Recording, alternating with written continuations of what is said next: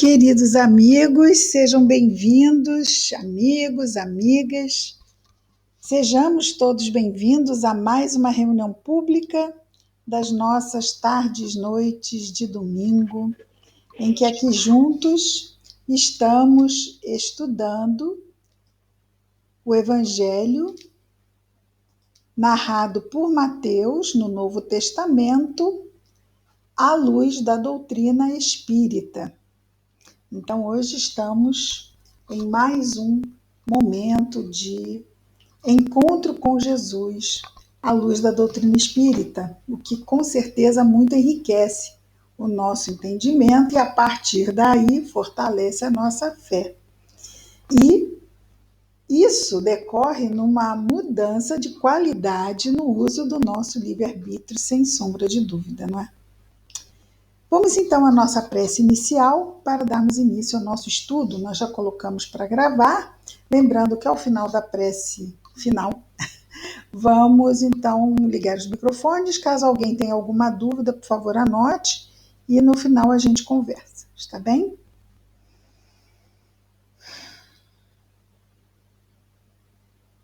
Querido Jesus, Mestre amado, obrigado, Senhor, por mais esta oportunidade de aqui nos encontrarmos reunidos em Teu nome. Ajuda-nos, Senhor, a melhor entendermos as Tuas lições e fortalece-nos, Senhor, a fim de melhor praticá-las no nosso dia a dia. Que as Tuas bênçãos envolvam a todos neste mundo, Senhor, encarnados, desencarnados. Em especial, sempre te pedimos, Jesus, pelos nossos irmãos que neste momento estejam em sofrimento onde quer que se encontrem. Que a Tua paz, Senhor, esteja em nós e entre nós hoje e sempre. Graças a Deus. Bom, antes de nós começarmos o estudo de hoje, vamos a um aviso. Pode ser que eu esqueça no final, é melhor dar logo.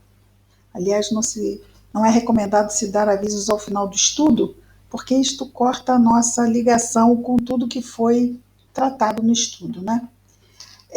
Todo domingo, depois do nosso encontro na live, né, online, nós postamos a gravação da reunião no canal Videira Espírita. A partir da semana que vem, eu não vou postar mais nada que não seja aos sábados. Então, o meu dia de trabalho no canal, assim, ativo, será o sábado. Então, a reunião de domingo será postada no sábado seguinte, ok? Então, na véspera do dia online é que eu vou postar a reunião online da semana anterior, porque eu vou entrar num outro tipo de rotina. Então, todos os programas gravados eu gravo num dia, já agendo, para que apenas ao sábado eu vou fazer isso. Então, ontem eu gravei 15 programas, que são os programas gravados, para já facilitar. Então, é isso. Programa de domingo, que fazemos online, vai para o canal Videira Espírita, a sua gravação. Hoje vai hoje. O de hoje vai hoje. A partir da semana que vem, o de domingo que vem, só vai no outro sábado ser postado o vídeo, ok? Então, eu não vou esquecer, só que vai passar a ser apenas no sábado. Sabem que eu levo quase 1 hora para que o vídeo seja postado no canal? É incrível, não é? Tá certo, meu computador é alguma coisa assim perto da idade das cavernas, então talvez isso tenha alguma influência, não é? Ok. Mas é isso, é o que temos, né? É o que temos para hoje, é o que temos. Então, muito bem. Hoje nós vamos entrar no capítulo 7 da narração de Mateus no Novo Testamento. O capítulo 7 ainda vai nos colocar no Sermão da Montanha. Jesus está fazendo aquele grande apanhado do que é o Evangelho. Nós estamos já no capítulo 6, estávamos vendo as 3 proibições. Vimos as 2 primeiras. As 2 primeiras estão no capítulo 6. A terceira proibição está no início do capítulo 7. E essa proibição, vamos lembrar, valendo um ponto na prova final. Quais são as duas primeiras proibições? Primeira, não entesourarás, não é? Não entesourarás, ou seja, não entesourarás a prioridade, né, sendo assim tesouro material, porque o tesouro material não deve ser a nossa prioridade. Vamos entesourar, sim, os valores do espírito. Então, esse não entesourareis será não entesourareis os tesouros da matéria. Então, é não entesourar os recursos materiais. A segunda proibição, essa é a primeira, como letras, por que será? Proibições. Não entesourar. A segunda é não vos inquieteis. É a proibição da hora. Por quê? Quem não está inquieto com alguma coisa, não é? Então, não vos inquieteis. E a terceira proibição, não julgueis. Não julgueis. Lembrando que nós temos obras de justiça, nós temos, depois dessas 3 proibições, nós vamos ver 3 advertências. Mas proibição, nós vimos, é um termo forte, não é? É um termo forte. Porque são tendências muito fortes nossas. Nós temos tendências muito fortes em nos apegarmos às coisas materiais, em nos inquietarmos e em julgarmos, em estarmos muitas vezes muito atentos ao outro, ao que o outro está fazendo, se nós achamos certo ou não, errado ou não. E isto tem 2 problemas diretos. O primeiro problema direto é que eu estou investindo tempo no outro. Tempo esse, que vocês podem ver que eu botei tempo aqui com letra maiúscula. Tempo esse que eu deveria estar investindo em mim, não é? Estou eu investindo meu tempo no outro, quando eu deveria estar investindo tempo em mim. Então, é uma perda de tempo, porque esse tempo que eu estou investindo não vai fazer com que o outro mude. Não vai. Eu ficar dizendo que o outro está errado, já dizer para o outro, não faz com que ele mude, porque o outro só vai mudar se ele quiser mudar. Então, isso quer dizer que eu não posso falar nada? 2 situações eu posso falar. Primeira situação, alguém me pergunta o que eu acho, tá? Alguém que bebe muito. Quem não sabe nesse mundo os problemas que o álcool, o fumo, né? Tudo. Quem não sabe? Todo mundo sabe. Aí eu vou dizer, olha, para de beber, que isso te faz mal, procura o AA, procura não sei o quê. Qual é a tendência dessa pessoa? Que tá bem do jeito que ela tá. Quer dizer, ela não tá bem, mas para ela tá bem. Ela vai se afastar, porque aquela conversa a irrita.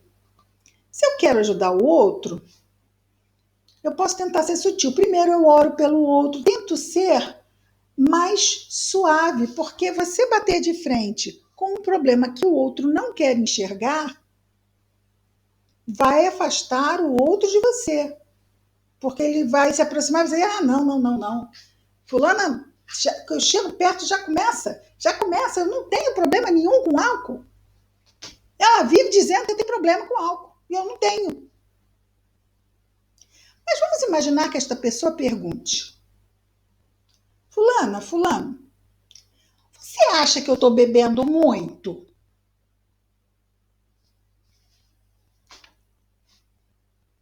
Já então a pessoa está se abrindo para ouvir. Mas até neste momento nós temos que ter o quê? Cuidado. Olha, já que você está me perguntando, e você não é uma. Vamos imaginar que não seja um rapaz de 15 anos, né? Ou uma moça de 15 anos. Já que você está me perguntando, eu vou confessar a você que me preocupa, sim, a sua ligação com o álcool. E eu acho que você precisa pensar sobre isso. Que bom que você já está se questionando. Isso é muito positivo. Às vezes a gente acha que está dando conta de uma situação e usa, né? Usa como um apoio para um outro problema. Sim, porque todo o vício é um mecanismo de fuga.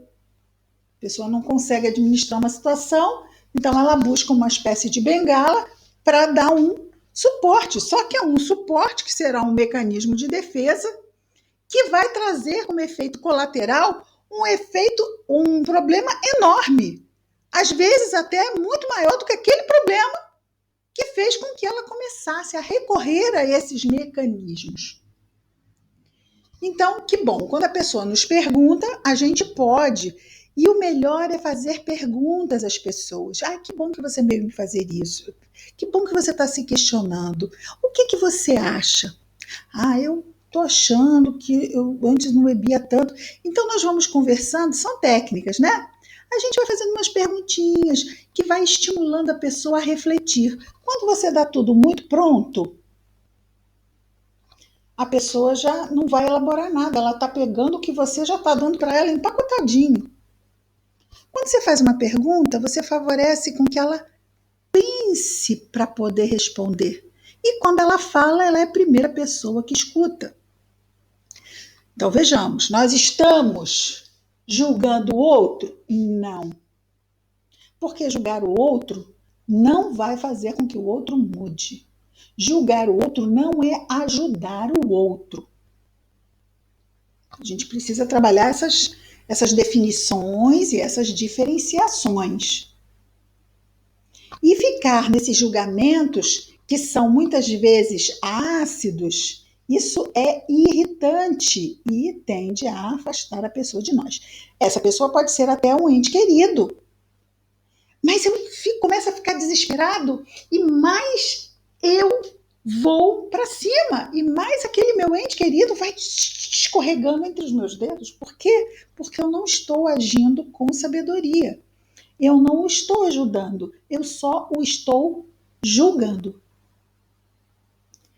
E aí, se for para julgar alguém, de novo, né?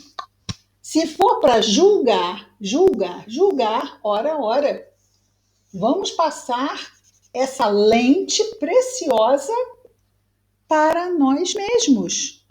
Porque se somos perspicazes o suficiente para avaliarmos a conduta do outro, que maravilha, vamos usar essa perspicácia para avaliar a nossa própria conduta. Será ótimo. Então, nós falamos da primeira questão, né? Do ajudar, do julgar, de como se aproximar, do outro pedir. Eu vou falar para ajudar e não para julgar se o outro me pedir, se ele me perguntar. Mas nós temos um outro problema. Qualquer coisa que venha partir, mesmo que eu não fale, mesmo que eu não fale.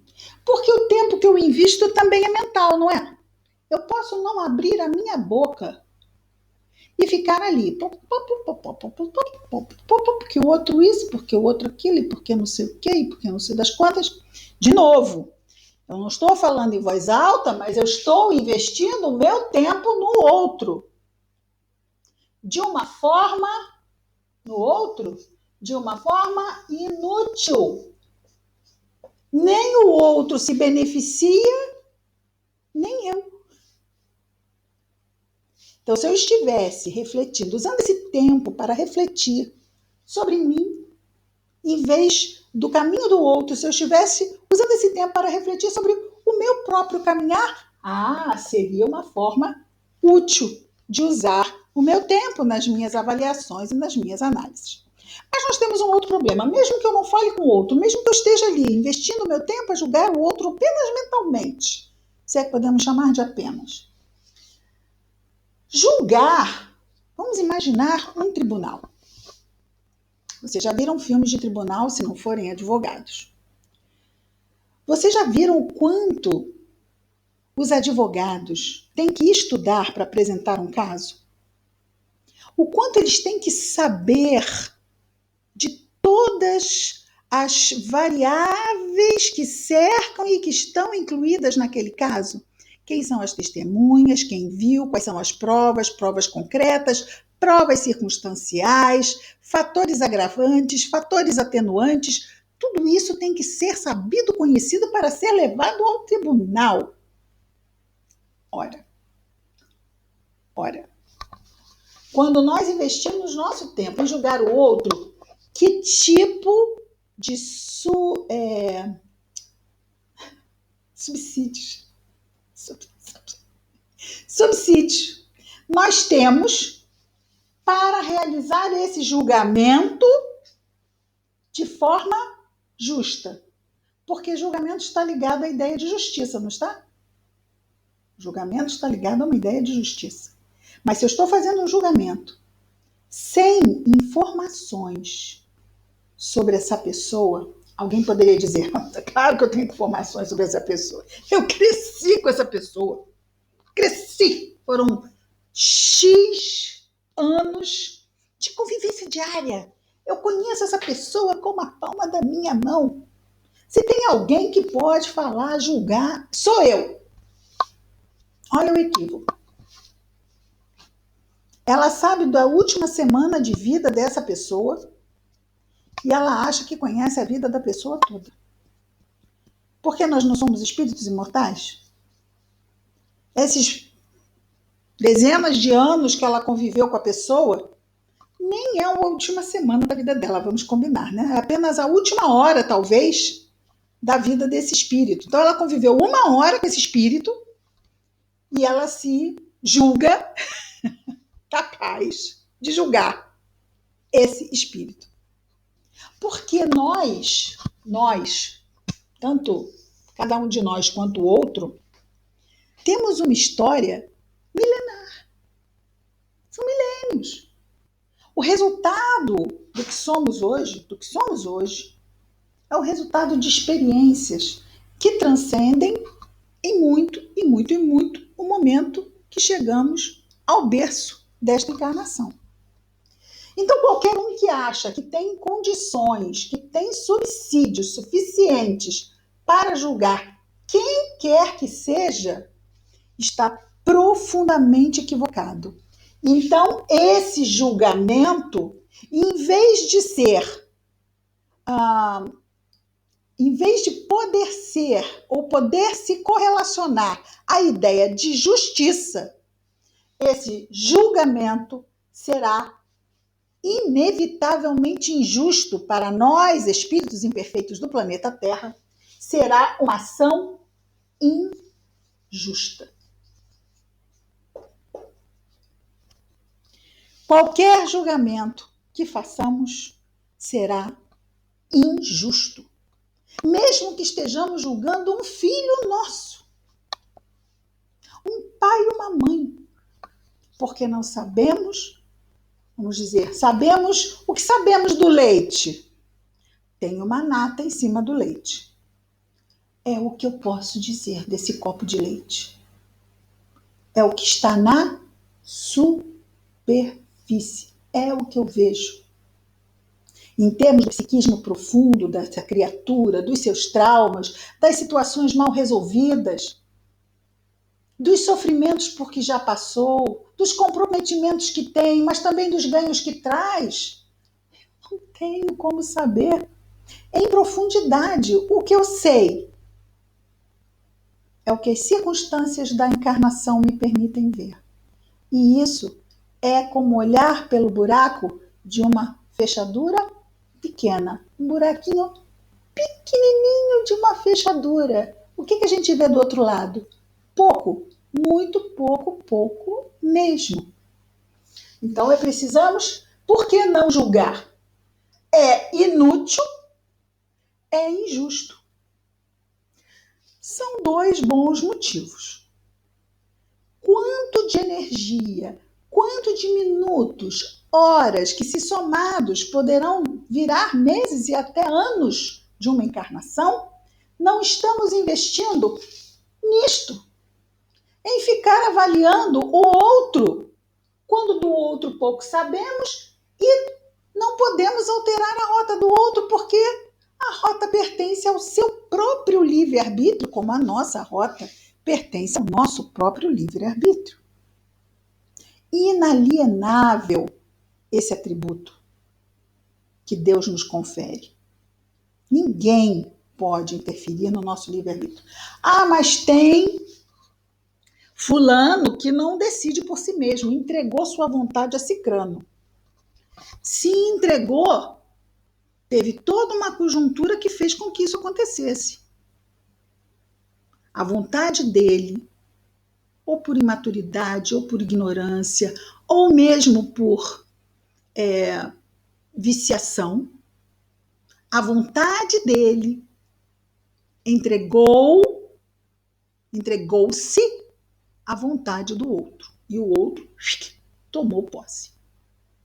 Porque o que não falta é gente ainda num mundo de provas e expiações para se oferecer para tomar posse do livre-arbítrio alheio, não é mesmo?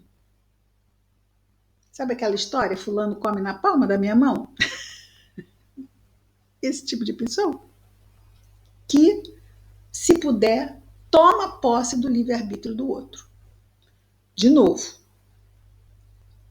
é inútil, é injusto e é tão comprometedor que, se a pessoa soubesse, a pessoa que faz isso, que tenta e que às vezes consegue dominar outras criaturas, o quanto ela está trazendo de comprometimento e de dores para o seu futuro, se ela soubesse, ela, se fizesse, ela pelo menos ia pensar mais um pouquinho se ia fazer isso mesmo.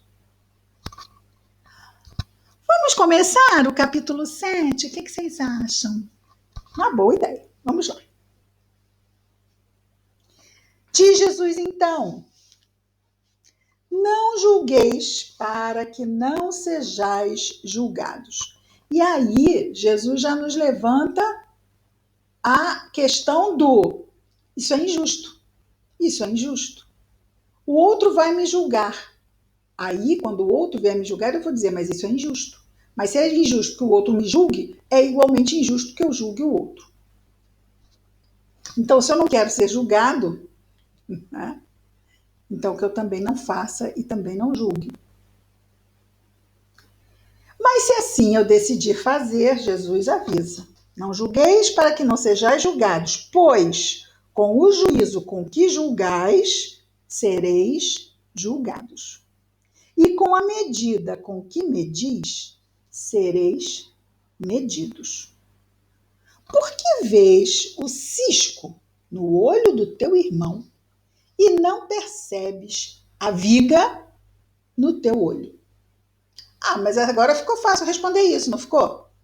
Eu vejo o cisco no olho do meu irmão porque eu não me percebo. O meu foco, a minha atenção está no outro. Então eu falo, olha, outro, você tem um cisco aí no seu olho. E não estou percebendo. Porque se eu perceber a trave no meu olho, eu vou ter que fazer alguma coisa, não vou? Porque eu sei que eu não posso mudar o outro. Eu sei que eu só posso me mudar. É muito mais cômodo ficar percebendo o outro, porque no outro eu não tenho responsabilidade. Eu só estou dizendo, ó, você está com problema, hein? Ó, ó. E lavo as minhas mãos. Mas quanto a mim, eu tenho poder sobre mim. E eu sei disso. Então, se eu ficar tomando muita consciência do que eu tenho para fazer, não tem um ditado que diz que a ignorância é uma benção? Porque a partir do momento que eu sei, eu sou chamado pela minha própria consciência a fazer alguma coisa. Eu estou vendo. Eu estou vendo. Então vamos ver que aqueles mecanismos de defesa têm os mecanismos de fuga, têm os mecanismos de evitação. Para eu evitar de me olhar, eu olho o outro. Para eu evitar de ter que trabalhar as minhas limitações, eu fico vendo quais são as limitações do outro. O que eu estou fazendo? Perdendo tempo. Só. Por quê? Já vimos que é inútil ficar tentando mudar o outro. E eu estou adiando o trabalho que eu vim fazer aqui. Eu reencarnei, não foi para mudar ninguém. Amar o próximo como a si mesmo não é ficar pegando uma abridor de lata, como se o outro fosse uma lata que eu tivesse a abrir e mexer lá dentro e consertar. Ajudar o outro é estender a minha mão fraterna caso o outro necessite e a busque, venha buscá-la. Eu estou com a mão estendida. Eu não vou lá e obrigo o outro a aceitar a minha mão. Isso não é caridade. Isso é violência. Então eu estendo a mão, eu ofereço a mão. Eu indico ao outro que a minha mão está estendida. Mas eu não obrigo o outro a pegar na minha mão. E não maldigo o outro porque ele não aproveitou a oportunidade caridosa da minha mão estendida. Isso também deixou de ser caridade.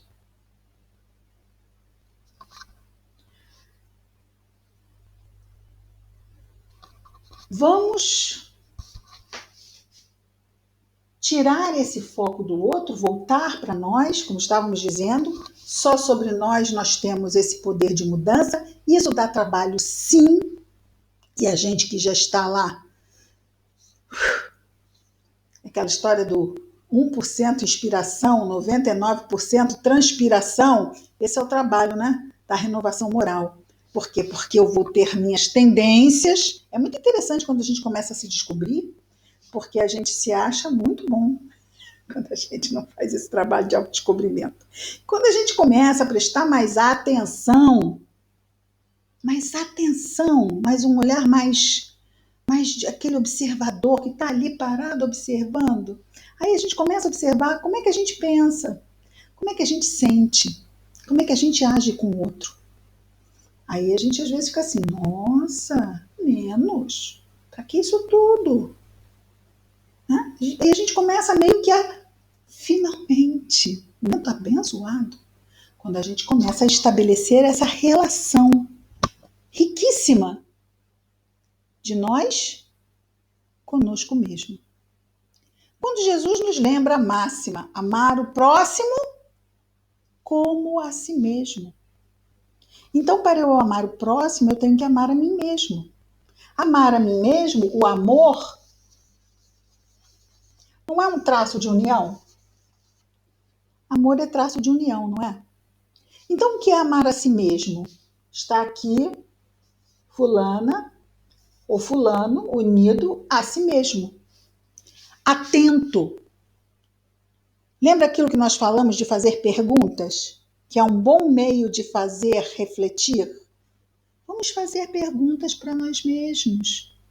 Como eu estou hoje? Podemos usar até a terceira pessoa, porque fica parecendo, né? Como você está hoje?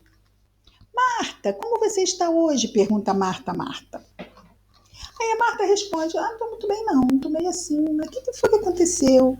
Aí a Marta fala assim, sei, fulana me olhou com aquele olhar meio borocochô, fiquei com receio daquele olhar. Ah, então vai lá perguntar se aconteceu alguma coisa, quem sabe, né? Houve um mal-entendido. Ah, você acha mesmo? Ah, eu acho uma boa ideia, né? Diálogo é uma coisa legal. Ah, tá aí, gostei. Isso não é maravilhoso? Porque a gente faz isso com qualquer amigo nosso, não faz? Se um amigo chegar dizendo isso, a gente vai falar isso. Mas você já foi lá perguntar? Às vezes não é nada, a pessoa estava pensando em outra coisa e você trouxe para você. Às vezes pode ter sido alguma coisa que aconteceu e você não percebeu. É bom ir lá conversar, perguntar. Ah, uma boa ideia. Se eu faço com um amigo, por que eu não faço comigo? Por que eu não faço isso comigo? A gente vai desenvolvendo essa capacidade de diálogo interno e a gente vai se enriquecendo com a nossa própria presença, com a nossa companhia, com a nossa amizade conosco mesmo, com a nossa parceria, tudo que a gente gosta de ter no outro, a gente começa a perceber que a gente também pode ter com relação a gente mesmo. E isso é maravilhoso. A gente deixa de ter essa dependência, porque não posso ficar sozinho, não posso ficar sozinho. Porque quando a gente não tem ninguém do lado, se a gente não tiver esse traço de união com a gente mesmo, nós estamos realmente sozinhos, sem a gente, sem ninguém, nem nós.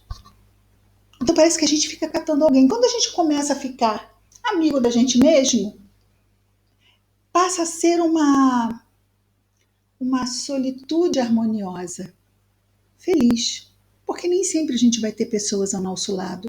E esses momentos precisam ser felizes. Por exemplo, quem aqui vai ao cinema sozinho?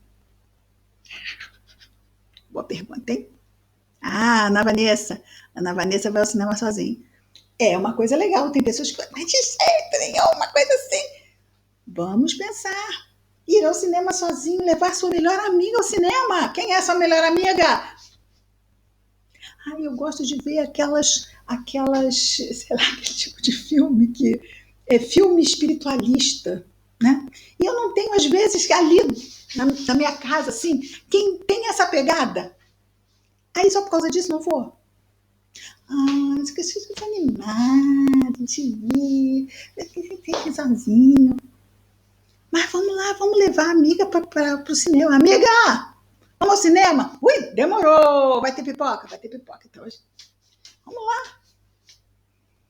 É muito divertido, mas a gente tem que entrar nesse campo de ideias, de estabelecer essa relação afetiva conosco mesmo. Lembra que nós falamos desse passado lá de trás? Vocês lembram? Nós somos espíritos no mundo de provas e expiações, não somos? O que isso quer dizer? Fizemos coisas iluminadas no nosso passado? O que vocês acham? Vocês estavam do lado do que vamos salvar todo mundo, do lado que dizia vamos tacar fogo na aldeia, né? Ah, 1000 anos atrás, né? Aquela coisa. Então o que acontece? Nós temos um passado e muitas vezes nós, espíritos imortais, estamos meio de mal com a gente. Por quê? Porque nós nos julgamos aquela personalidade de 1000 anos atrás. Como que eu pude fazer isso? Como eu pude fazer isso? Como eu pude fazer aquilo? Como eu pude podendo, errando, livre-arbítrio. Se Deus nos abre portas para prosseguirmos, nos oferece reencarnações, planejamentos reencarnatórios, mentores para nos acompanhar, recursos imensos. Por que nós é que vamos ser a pedra de tropeço do nosso próprio caminho? Mas isso acontece muito. Pessoas com sentimentos de culpa que não sabem de onde vem. Pessoas com baixas autoestimas que não sabem de onde vem. Muitas vezes vem de uma qualidade de relacionamento, de intra-relacionamento, de relacionamento consigo mesmo, pífia, péssima. Porque erraram. Mas quem não errou? Estamos todos nós na condição de espíritos imperfeitos. Então, todos nós temos o nosso passado clamoroso de erros. Mas estamos hoje aqui para fazer melhor. E se temos a consciência que estamos aqui para fazer melhor, vamos abraçar a oportunidade. Porque quando a gente começa, mas esses são processos inconscientes, mas estamos percebendo. E se estamos percebendo, temos condição de trazer esses processos à nossa consciência. Não que a gente vai saber onde foi, com o que eu fiz. Não, isso não importa. Mas eu vou sentir que eu não estou bem comigo mesmo. Eu vou sentir que eu tenho uma certa predisposição em me sabotar. Vocês conhecem pessoas assim? Que têm quase o dom da autossabotagem? E não sabem por quê. Não estão bem com elas mesmas. Isso pode acontecer conosco.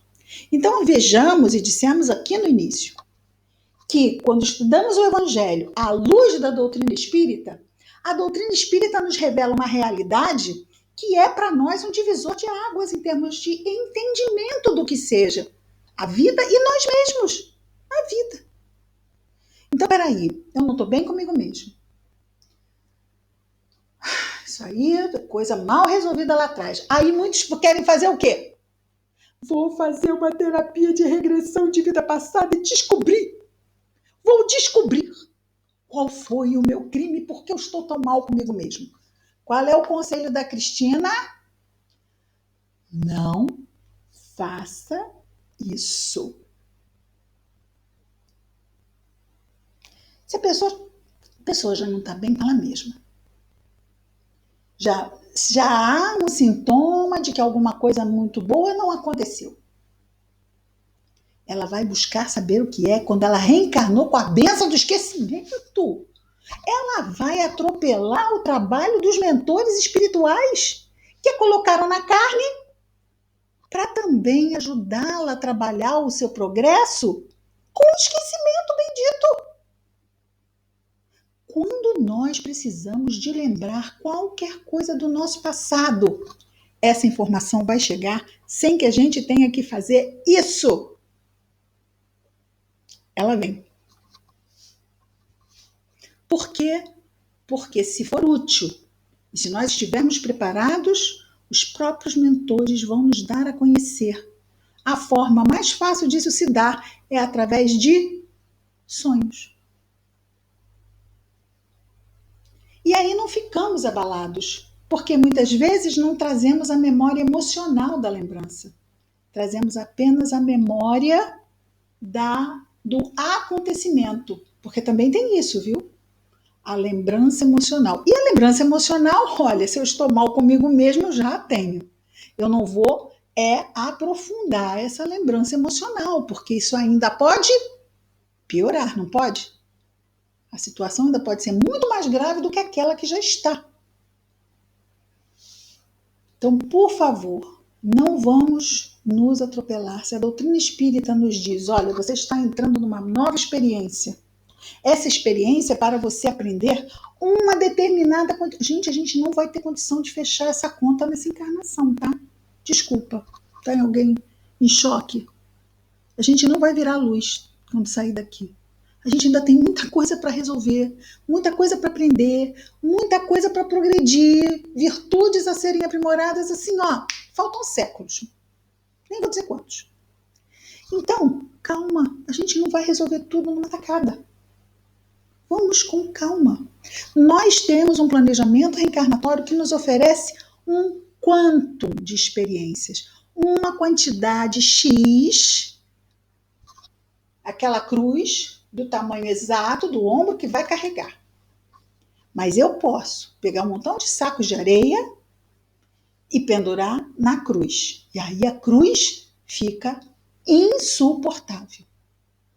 A quantidade de provas que recebemos são provas, vamos dizer assim, que nós temos condição de lidar. No Evangelho segundo o Espiritismo, Bem-aventurados os aflitos, fala dos tormentos voluntários. São esses sacos de areia que a gente bota. E os espíritos citam dois. Eu não sei se são os espíritos ou se é Kardec. O ciúme e a inveja. Esses são 2 tormentos voluntários. Nós já temos problemas se nós ficarmos somando isto e outras coisas. Vontade de saber sobre o passado. Isso pode nos problematizar ainda mais. Não aprofundarmos o que realmente somos. Porque o melhor entendimento do que nós somos, dos espíritos imortais que somos, do processo de progresso que nós estamos inseridos, isso tudo nos ajuda a pegar mais leve com a gente mesmo. Peraí. Eu sou um espírito imperfeito, errei pra caramba, fiz coisas horríveis, mas eu sou um espírito imperfeito. Que bom que hoje eu estou arrependido, seja do que for, que eu não sei, mas eu quero ser uma pessoa melhor. Hoje eu não sou capaz de matar, não sou capaz de roubar, não sou capaz de coisas XYZ. Que bom! Eu quero ser uma pessoa melhor. Olha que maravilha! Então, se eu já tenho conhecimento disso, se eu já assumo conscientemente esses meus propósitos, por que o chicote na mão? Porque tem muitas pessoas que parecem que têm um chicote na mão e que vivem a se punir e se penitenciar. E isso também não ajuda nada. Ah, porque tem uma coisa interessante, né, gente? O que vem depois do julgamento, hein? A sentença. Não é isso? Todo julgamento não acaba com uma sentença? Pode ser que a pessoa seja inocente ou culpada, não é isso? Então, qual foi a determinação? Ah, inocente. Inocente não tem sentença. Mas qual de nós é inocente nesse mundo, gente? Qual de nós é inocente? O único inocente que foi parar na cruz, não querendo rimar, mas rimando, foi Jesus. Certo? Então, nós não somos inocentes. Mas olha, vamos evitar julgar. Porque depois de um julgamento vem uma sentença. E como nós somos espíritos imperfeitos, nossa predisposição a inocentar não é muito boa. Nós temos uma predisposição, estamos lutando contra ela, não é? Em sermos, às vezes, mais duros do que compreensivos. Sendo assim, a sentença, às vezes, poderia ser: a minha sentença é: eu estou reencarnado, vou enfrentar provas e expiações e vou testemunhar a minha fé no que eu acredito. Venham ventos e tempestades, eu vou alicerçar a minha casa sobre a rocha e vou enfrentar. E Deus há de me ajudar, que eu vou superar. Só o que quer dizer alicerçar a casa sobre a rocha? O que Jesus diz que é alicerçar a casa sobre a rocha? É aquele que segue a palavra de Deus. Então, o evangelho, vamos colocar assim, não é? O evangelho é o grande recurso, vamos colocar aqui bem grande, né? O evangelho é a nossa grande arma. Arma de luz, é claro, né? Vamos botar até mais, não é? Não é arma, não. É um farol no meio das trevas. Vamos ser mais suaves. Das sombras. Onde estão as sombras? Podem mostrar onde estão, por favor. Apontem. Muito bem. As sombras estão aqui.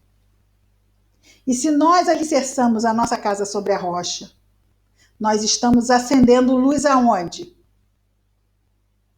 Aqui. E com luz é muito mais fácil caminhar, não é? Do que ficar tateando no escuro.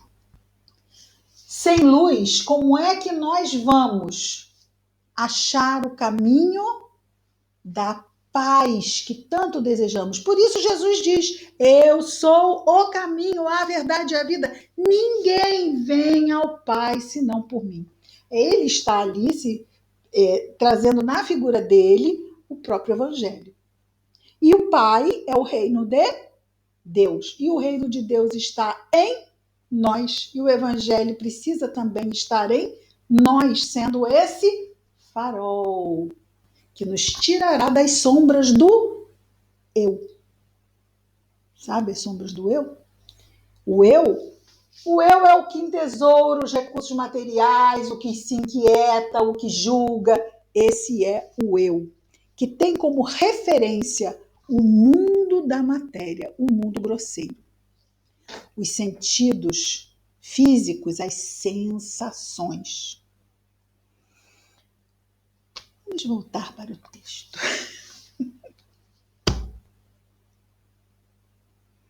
Nós já terminamos o versículo 2, pergunta que não quer calar.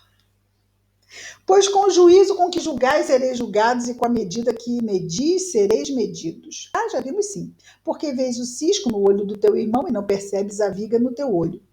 Ou como dirás a teu irmão, deixa que eu retire o cisco do teu olho, e eis a viga no teu olho. Hipócrita de Jesus, retira primeiramente a viga do teu olho, e então, só então, verás em profundidade para retirar o cisco do teu irmão. Retirar o cisco. Vejamos aqui. Quando a gente retira a trave do nosso olho, voltando aqui, já estamos em outra condição, não estamos? Imaginemos um espírito que não tem trave nenhuma no olho. Esse espírito tá, ó, não tá? Já tem luz nele? Já tem? Já. Não tem cisco, não tem trave. E quando ele vê, quando ele tem essa lucidez espiritual, nossa, aí ele já vai mudar de ação no concerto da vida. Porque existem dois tipos de espírito. O espírito que ajuda e o que é ajudado, não é isso? Não é isso? Tem o bombeiro, né? Tem o médico e o paciente, não tem? Tem o bombeiro e quem está lá, né, na casa que está pegando fogo. Então, sempre há essa contrapartida. Existe o que ajuda e o que é ajudado. Quando nós nos colocamos como espíritos que estão bem, vamos colocar o bem. Cristina, defina bem. Podemos usar o termo bom. Que tal? É um bom termo? Bom. Bons espíritos. O que são bons espíritos, gente? Existem 3 ordens de espíritos. Terceira ordem, imperfeitos. Segunda ordem, bons. Primeira ordem, puros. Qual foi o puro que a gente conheceu? Jesus. Nós estamos na terceira ordem, imperfeitos. Na segunda ordem, já são, por exemplo, os nossos anjos guardiões. Bons espíritos. Bem melhor, não é? Olha lá, os anjos guardiões já estão o quê? Nos ajudando a tirar o cisco do olho, não estão? Por quê? Porque eles não têm mais trave nos olhos deles. Eles já são espíritos bons. A imperfeição ainda existe no coração de um espírito bom, tanto que ele ainda não é um espírito puro. Mas diferente da quantidade de imperfeição de um espírito imperfeito. Porque num espírito imperfeito, a quantidade de imperfeição é maior. Então há uma tendência ainda ao arrastamento às paixões. Se formos dividir um coração ao meio, um espírito imperfeito tem mais sombra do que luz. Por isso não brilhamos. Um espírito bom tem mais luz do que sombra. Por isso brilha. O espírito puro não tem sombra nenhuma, né? Daí a ser puro brilho.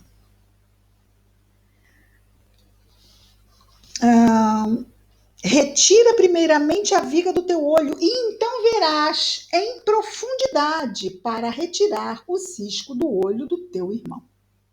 Nós sabemos, só quem pode retirar efetivamente o cisco é o próprio, não é isso?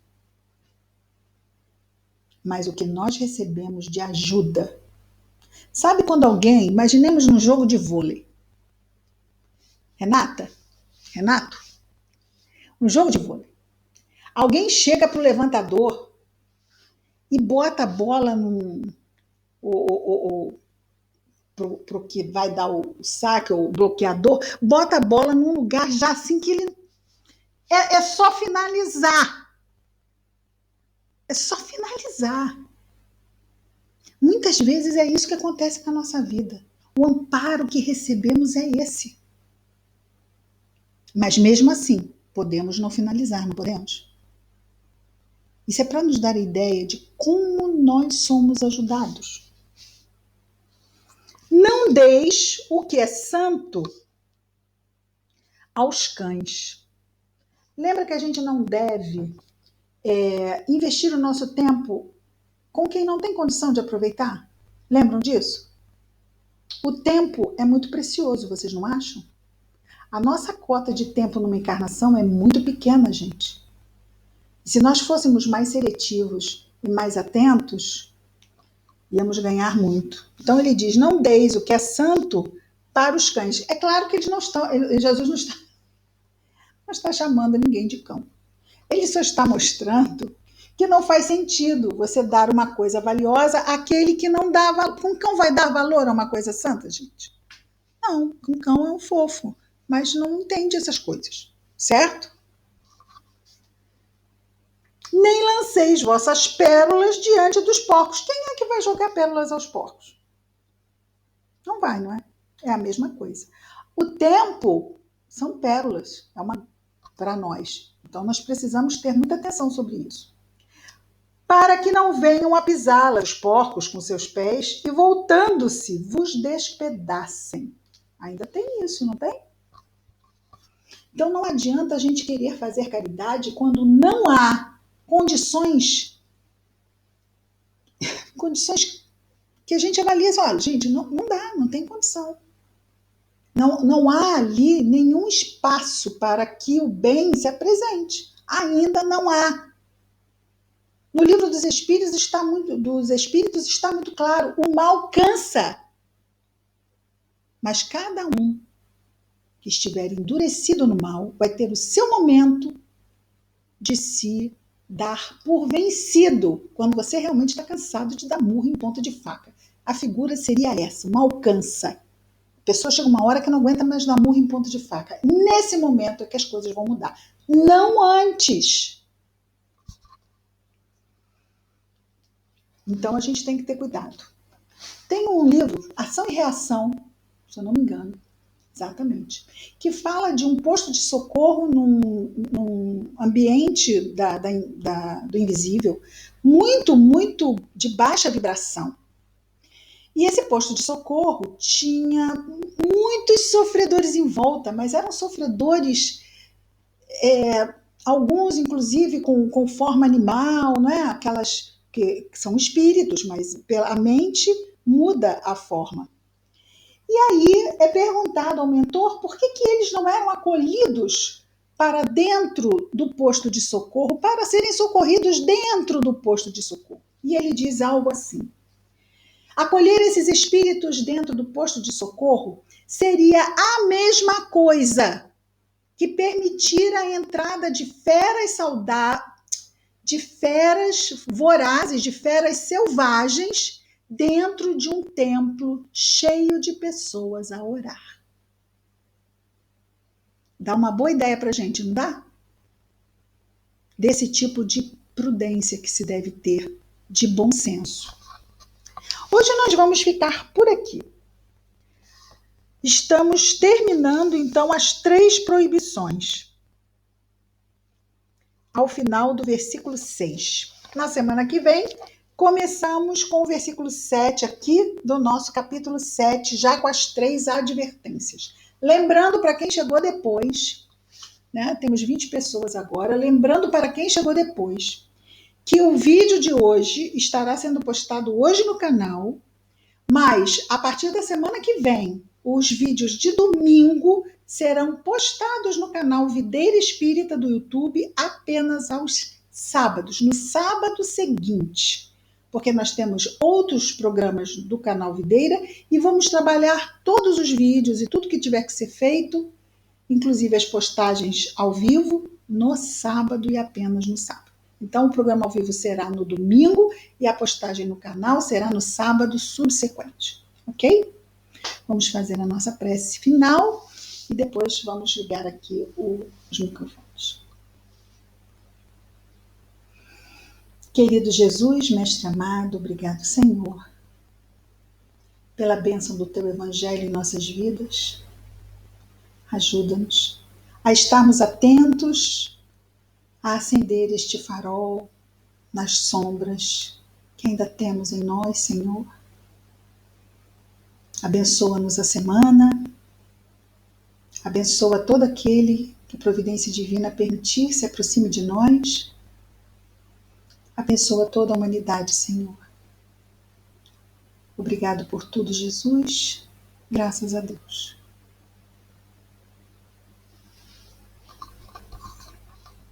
Vamos terminar aqui a nossa gravação.